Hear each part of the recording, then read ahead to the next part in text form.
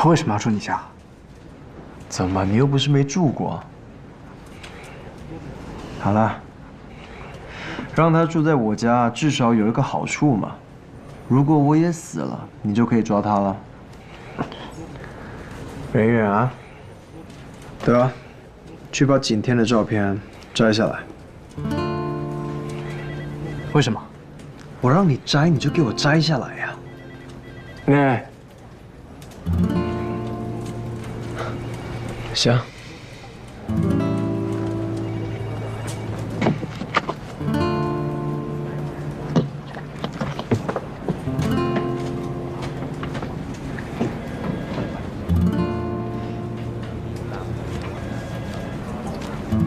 来了。那地址我发给你们了，找不到的话打电话给我吧。谢谢你收留景天，不然的话他就真的无家可归了。说好的，给我做饭，教中文。嗯。哦，对了，景天明天回国，他那些个人物品，你要回国？不行，你现在是嫌疑人身份，哪儿都不能去。你还是在怀疑我？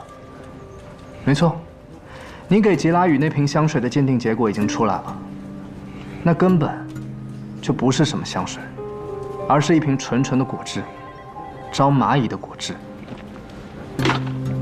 果汁？对，因为那里面没有酒精。自制香水的工艺要求并没有那么严格，完全是根据个人的喜好，这应该就是巧合。巧合？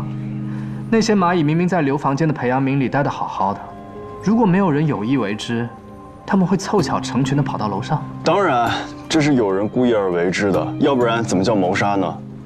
而且我已经说过了，吸引蚂蚁的是德克萨斯角蜥，根本不是什么香水。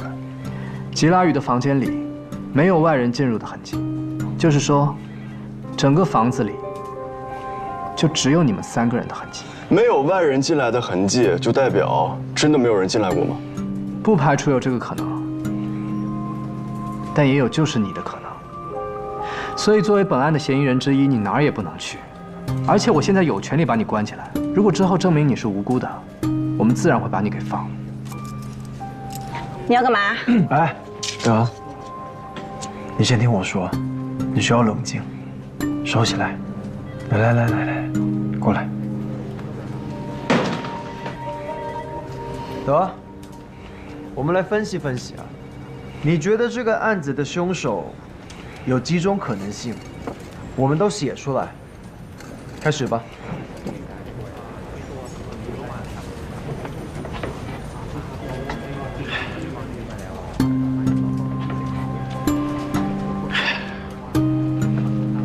A，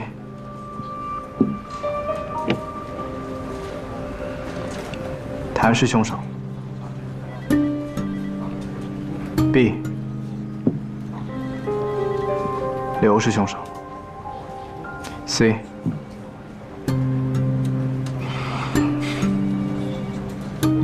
谭与刘合谋。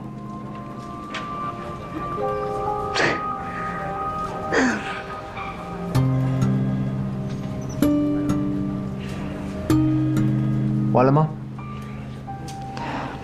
当然，还有一种可能，他们俩都不是凶手。D， 凶手另有其人。写上去。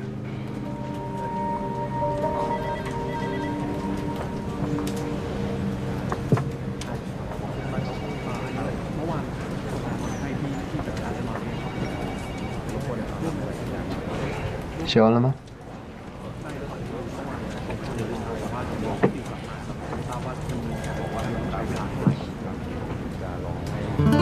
德，你好好听着，我就是相信景天，但是我没那么了解刘小雨，所以防线放在这里。然后还有另外一种可能就是熟人。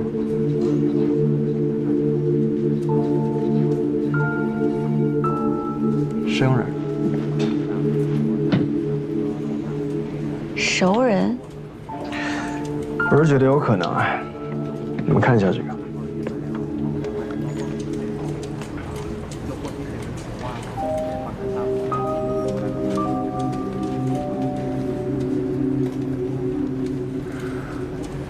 这所房子的四周相对空旷，街道上也没有装监控，所以说不管是熟人还是陌生人来过这里，只要没被看到，就跟没出现一样。所以我们无法排除没有别人来过吉拉宇家的可能性，对吗，德？可是并没有外人来过的痕迹。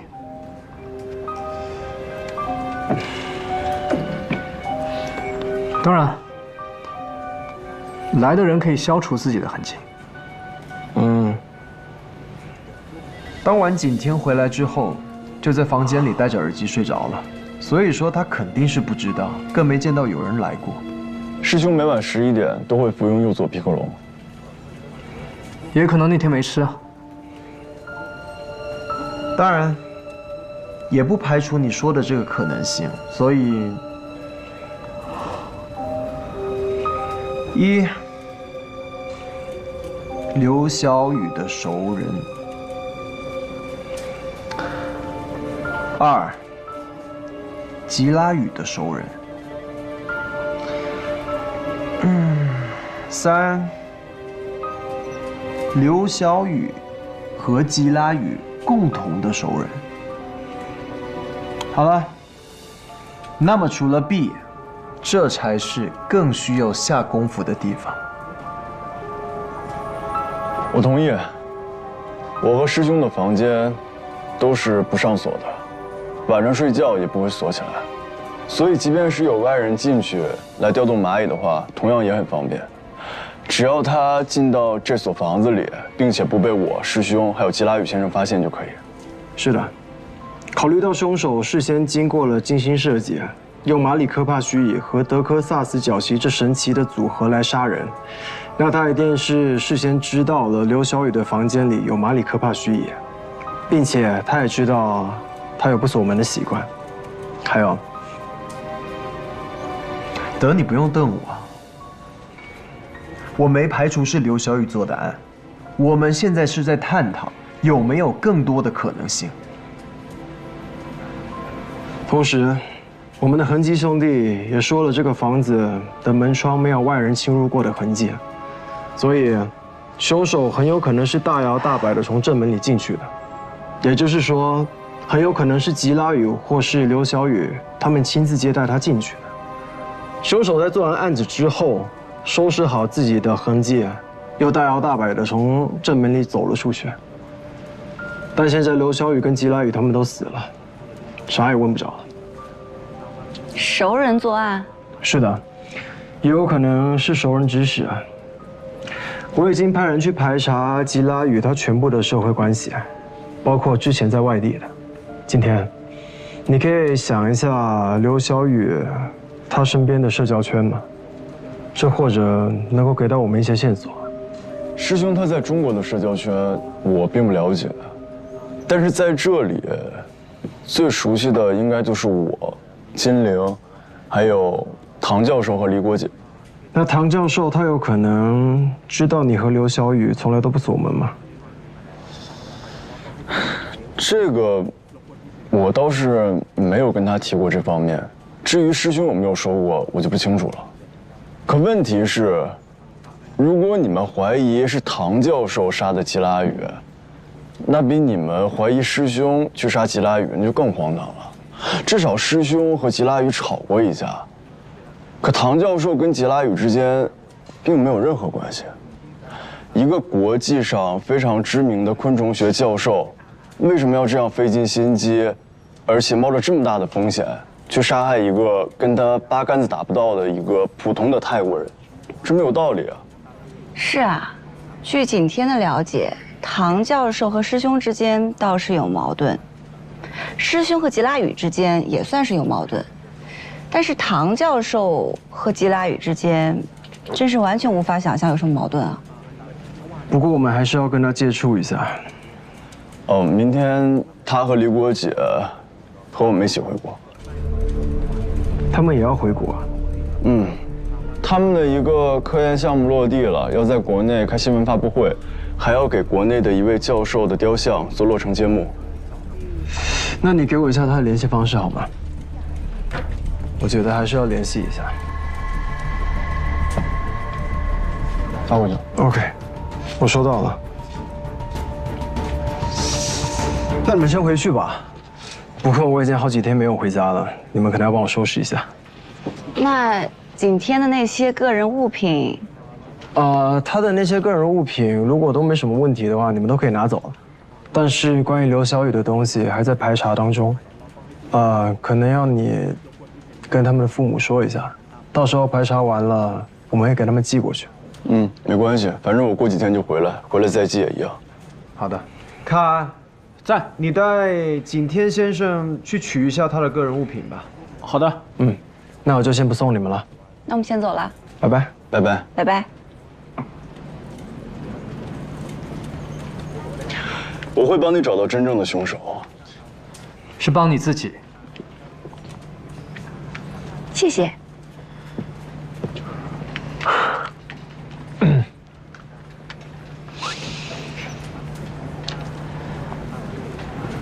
他为什么要住你家？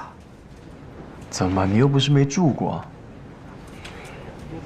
好了，让他住在我家，至少有一个好处嘛。如果我也死了，你就可以抓他了。远远啊 ，OK， 我把唐大德的号码发给你了，你去查查这个号码当晚是否和吉拉雨或者刘小雨联系过，还有，抓紧落实吉拉雨那边的社会关系情况。我来联系这个唐教授，到时咱俩一起去拜访他一下。你有在听吗？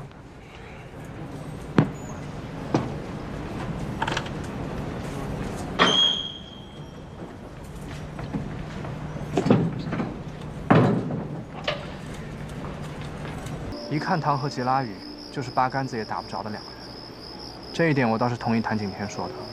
好好一个中国教授，有什么必要去杀一个普通的泰国人？哦，对了，电信局那边的结果确切吗？确切。唐和吉拉雨两个人彼此从来都没有联系过，包括座机。而且，唐大德和刘小雨他们两个也已经很久都没有通过电话了。至于他们俩之间是不是还用中国版微信，我就暂时不知道了。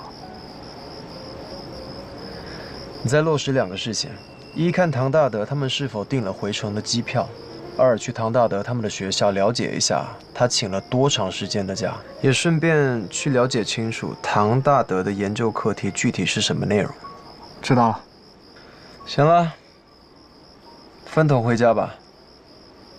就不邀请你去我家了。等你什么时候看景天完全顺眼了，咱们再一起聚吧。走了。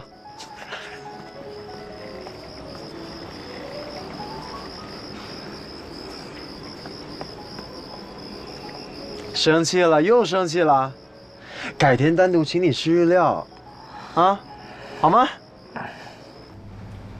其实刚才咱们应该跟警察实话实说的嘛，就说那天晚上我去了实验室了，随便他们查没关系。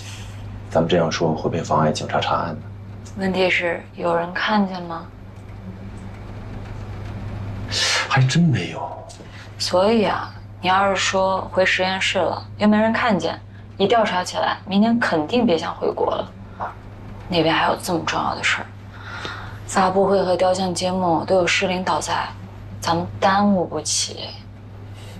再说了，传回去说我们被警察调查过，也好说不好听啊。还是夫人想的周到。等回来以后，有必要的话，再跟警察解释吧。好，夫人说什么就是什么。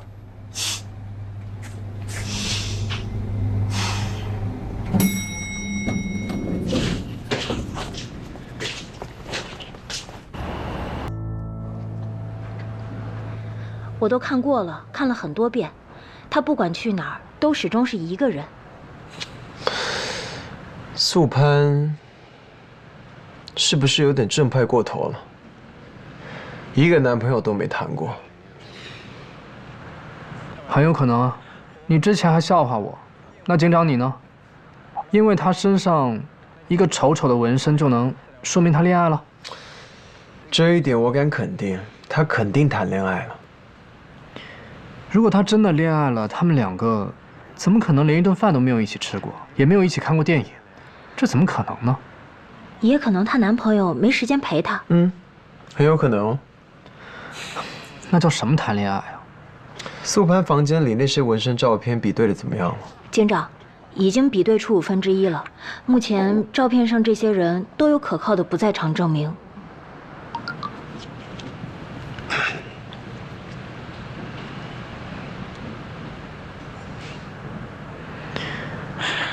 景天到了。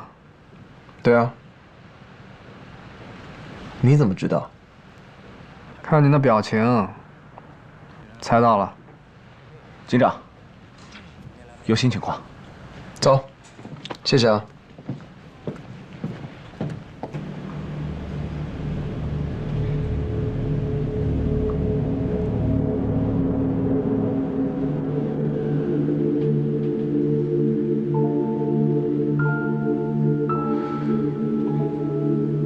还真有点面熟。警长，您见过他的照片？他就是撞死刘的肇事司机，问人。他和吉拉雨有什么关系啊？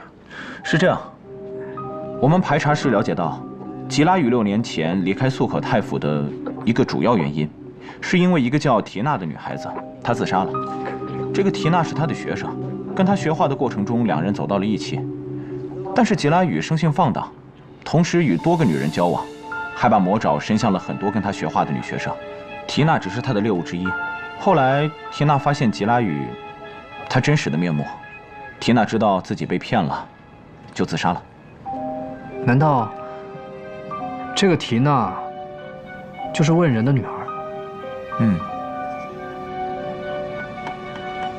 这么巧。把问人的资料给我。在这里。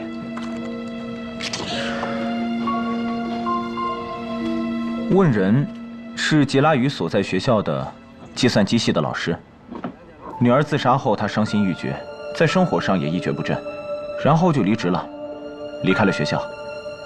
5年前，他从素可泰府来到了曼谷，一直自己一个人生活，没有固定职业。吉拉雨死的那天，他在哪里？他一整晚都在那个梅南夜市给老板帮忙。他经常在那一带打零工，当晚能给他作证的人有很多。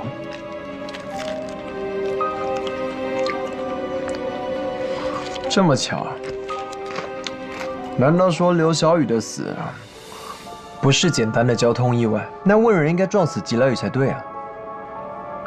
但是现在，问人撞死的人，并不是吉拉雨，而是吉拉雨的房客，而且还是一个中国人。也可能就这么巧呢。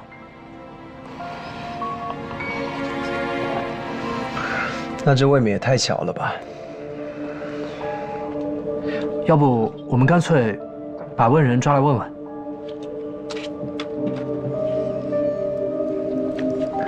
那就抓起来吧。明白。明白。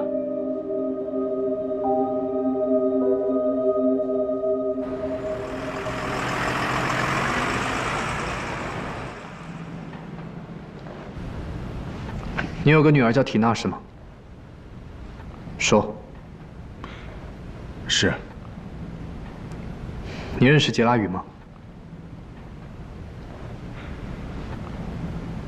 认识。你知道他在哪吗？不知道。他死了。他死了？苍天有眼，苍天有眼，他终于死了，他终于死了。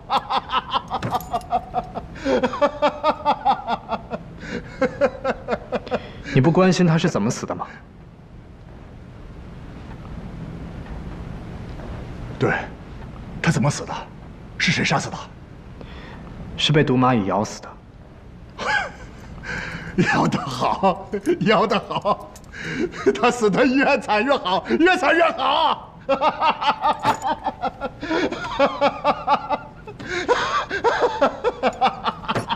用毒蚂蚁咬死他的人，就是你开车撞死的人。什么？不可能！怎么会这么巧？你问我，还是我问你？怎么会这样？警官，能不能让我当面向他家人道歉呀？你们帮我说也行，替我向他家人道歉。我对不起他们，那是一场意外，只是一场意外啊！其实，你应该感谢他，是他帮你女儿报了仇。没错，我应该感谢他，是他帮我和缇娜报了仇。你们可以让我跟他家人见个面吗？通个话也行啊。我想亲自跟他们说对不起，我要跟他们道歉，我要感谢他帮我和缇娜报了仇。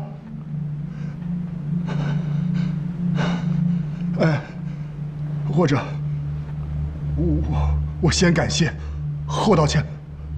不，还是要先道歉，后感谢。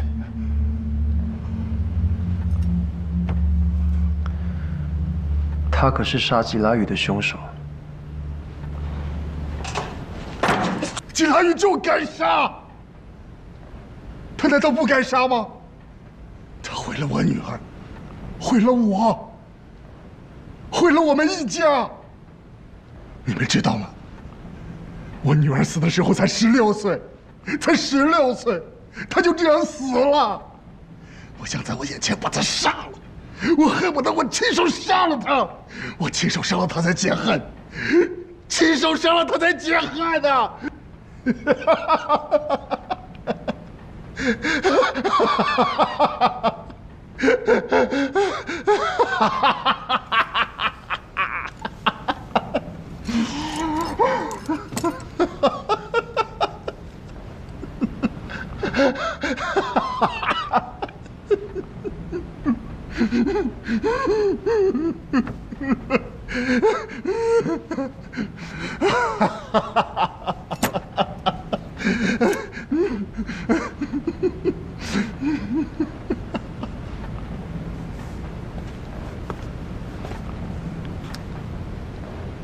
看来这个问人没什么问题，我还以为他不会承认认识吉拉雨，结果他大大方方的承认了，而且他也并不知道吉拉雨死了。太巧了，这实在是太巧了。也有可能就是这么巧呢。再说，如果他知道是刘小雨杀了吉拉雨，他应该感谢刘小雨才对啊，总不会把他给撞死吧？还是太巧了，真的太巧了。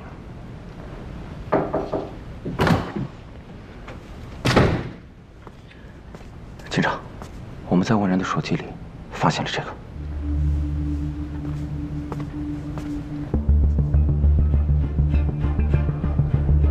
他手机里怎么会有这种东西？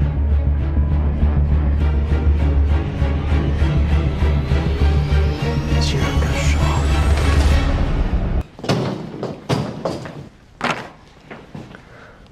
戏不错。嗯？骗得我一愣一愣的。下次你在撒谎之前，记得先把屁股擦干净。这手机是你的吧？你给我好好看看，好好看看。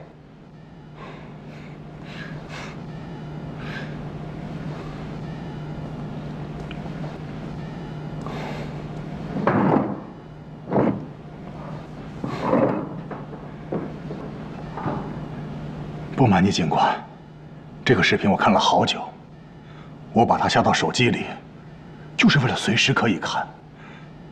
每次看，每次我都开心的要死啊！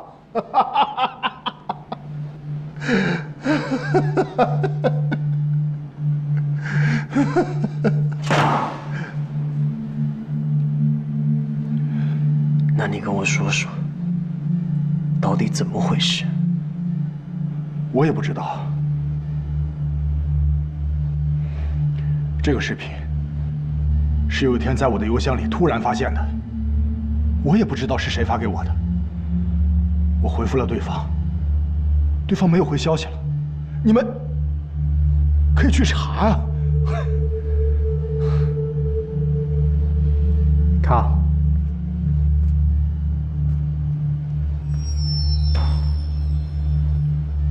跟我在这编故事。等等等等等等，我刚才生气是因为他骗我，所以才对他动手的。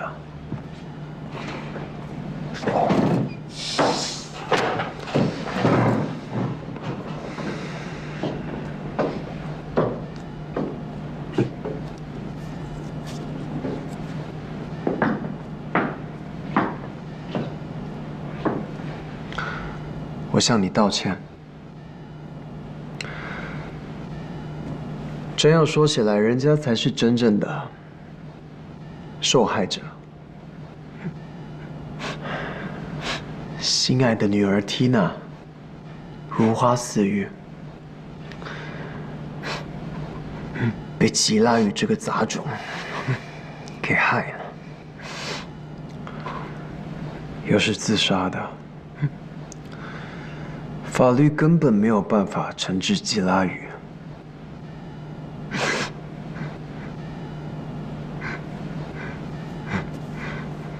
换作是我，如果我不是警察，我也一定会想办法去找吉拉宇报仇雪恨的。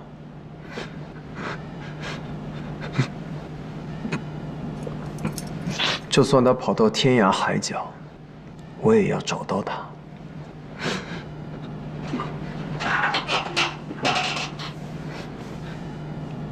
吉拉宇他是罪有应得，但你撞死的那个中国人，他是无辜的，对吗？根据我们的调查，吉拉宇根本不是他杀的。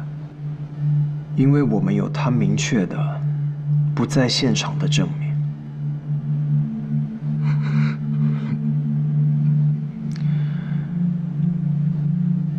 你撞死的是个无辜的人，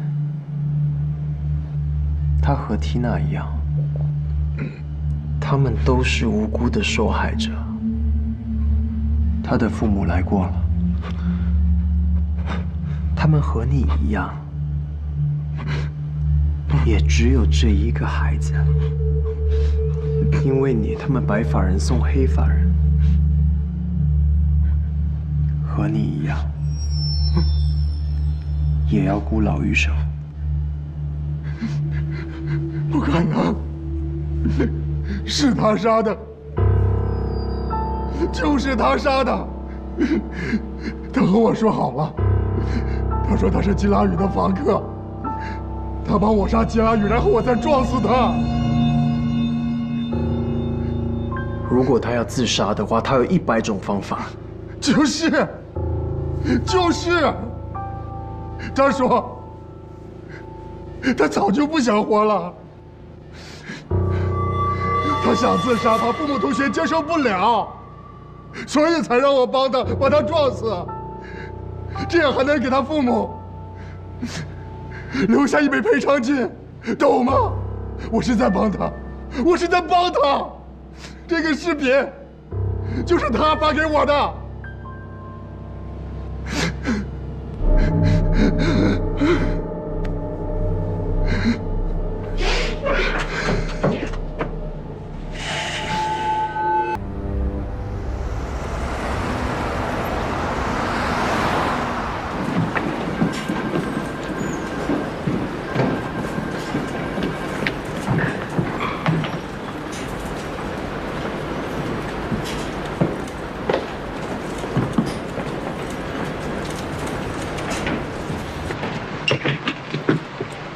警长好，什么情况？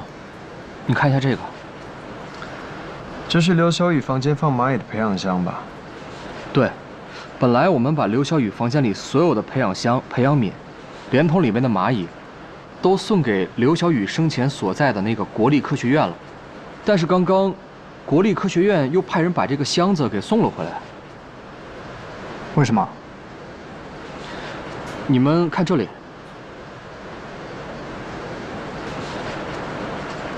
这是他们在整理收拾那些培养皿的时候发现的，觉得对我们也许有用，就没有再动，保持发现时的原样，给咱们送回来了。手套给我。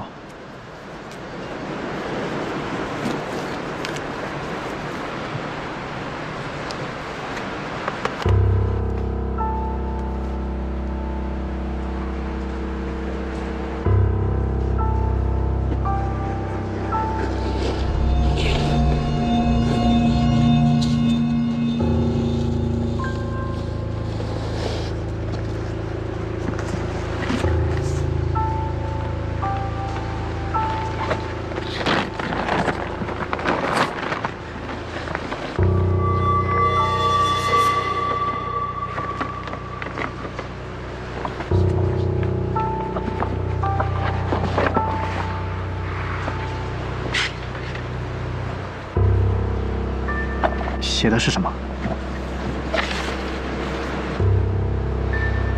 不知道。你不是华裔吗？这是论文，很专业的论文，懂吗？我只知道，这上面写的是中文。废话，有一个人肯定知道。对啊。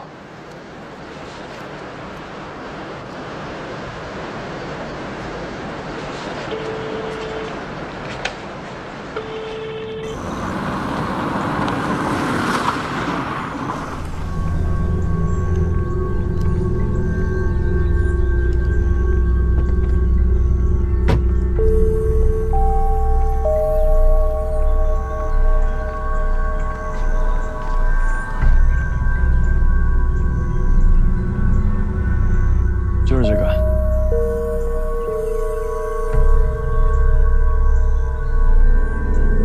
这是一篇昆虫细胞工程学的论文，应该是和鳞翅目昆虫有关。宋柏清，完成时间是在7年前。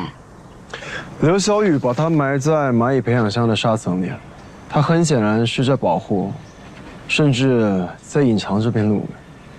我想起来了，难怪师兄会那么说。这么多蚂蚁，为什么不放在实验室呢？放在家里，万一跑了怎么办？就是怕他们跑了再放家里呢，睡觉都得看着他们。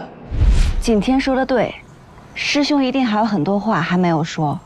我会把刘小雨留下的所有遗物重新再检查一遍，看看会不会有什么新的发现。好的，这个我会发给景天，也许对他更有帮助。这我可没听见啊，我什么都没有听见。 我只是过来请你帮我翻译，翻译完之后你尽快给我归档吧。你长得帅，你说的都对。走了，拜拜。哎，这个，你帮我跟景天说一下，我已经帮刘小雨的父母找好了律师，他们随时可以向问人提出民事赔偿。好的，谢谢。走了。拜拜。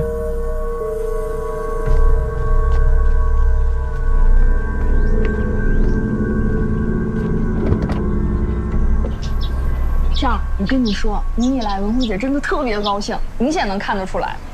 虽然她还是把你认成你老爸了。只要他能高兴，是谁都不重要。哎，对，是这个意思。小迪，这段时间确实辛苦你了。你这话说的，我哪天不辛苦？哎，等我休假了，我带上我几个小姐妹一起去泰国看你，怎么样？好啊。好，就这么约定了啊。哎，等一下啊。好。 喂，我来看文慧姐了。刚才吗？多少页啊？好，那你给我发过来，啊。哎，小迪，我有点急事儿，我先走了啊。好，那我不送你了，好嘞，好吧，拜拜，拜拜，等我去泰国看你，拜拜。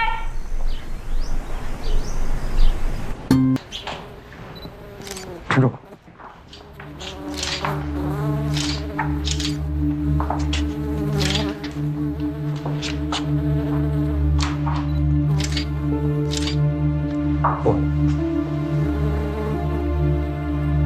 咋会这样？胡蜂会蚕食新鲜尸体，尤其是新鲜尸体的眼睛。这么多胡蜂，这都哪儿来的都是？是啊，我也觉着奇怪。虽然说这儿是昆虫研究所，可是一下子来这么多胡蜂，还真是很少见。法医来了。不对，哎，又见面了。哎，赶紧干活了。收到。吕卫，你跟我走。好。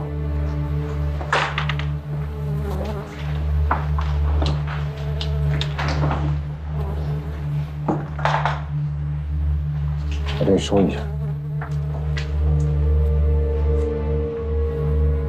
这个锁是怎么打开的？这用钥匙一捅就开了。哦，不是，我的意思是，您开门的时候，这个锁有反锁吗？啊，没有没有。那天他们几个带我过来，用钥匙一捅，门就开了。可是我往里一走一看，吓我一跳。不对，啊。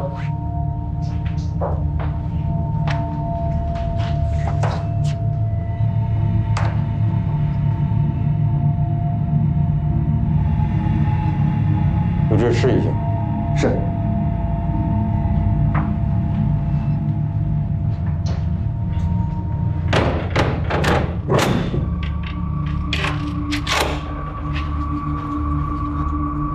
果然是房间的钥匙。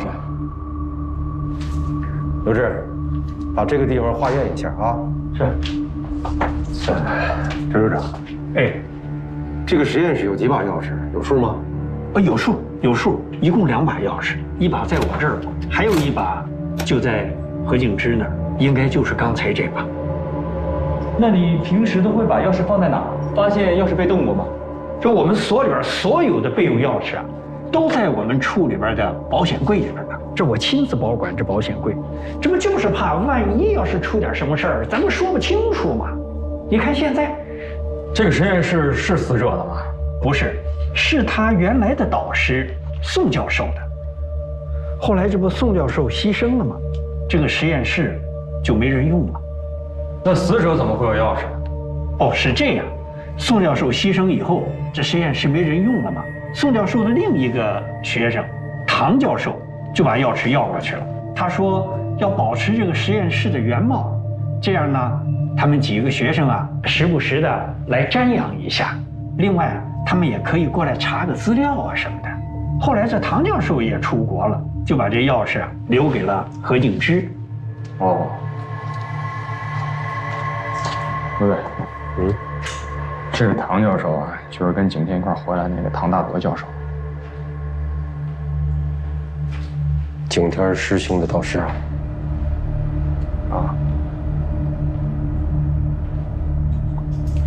这样，陈处长，你们就先回去吧，这儿呢交给我们好不好？哎，好，那你们辛苦了，哎，再见啊，辛苦辛苦辛苦。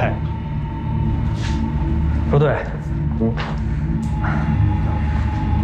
从勘问来看，死亡时间大概是前天的夜里10点到凌晨12点左右，尸斑显著，但是尸僵已经结束了。现在呢，尸体已经开始有点腐烂的迹象。初步检查身上没有明显的外力伤痕，虽然发现了注射器，但是呢，身体裸露部分还没有明显的注射痕迹。不过面部有紫绀，有大小便失禁的现象，像是中毒而亡。中毒？对。具体是不是什么毒致死，是口服还是纯注射，注射在哪里，还得等全部解剖和检验之后才能得到结论。哎，那能确定是自杀还是他杀吗？我这儿还不能。会是胡蜂把人蛰死的吗？这个，你这些数量的胡蜂想要蛰死一个人还是远远不够的。哦，现在程序走吧。啊，好，来把担架抬着。那边看一下。